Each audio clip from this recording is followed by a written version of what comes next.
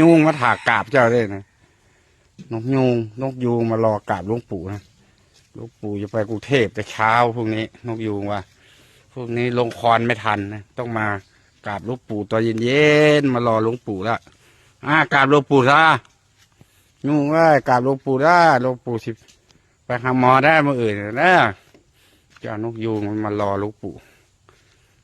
มาแต่ภูเขานกยูงมารอรัดนะหลวงปู่จะไปกรุงเทพมันบอกอย่าพากันดื้อนะยุงนะอย่าพากันดื้อนะปู่สิไปกรุงเทพได้เมื่ออื่นนี่นะอย่าพากันดื้อได้หลวงปู่สิไปกรุงเทพป้าแล้ว96บัก96หลวงปู่สิไปกรุงเทพป้าเลย96ใหญ่ขนาดพอตัวนี้บักยุงตัวนี้ใหญ่ขนาดมันย่างน้ำก้นปู่ได้ตัวไหนคนนั้นบักลายมันย่างน้ำก้นหลวงปู่ได้เห็นไหม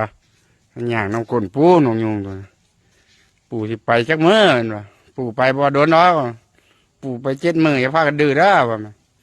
ปู่ไป7 มื้ออย่าพากันดื้อนะบอกน้องยุงนะโอ้บักยุงหลวงปู่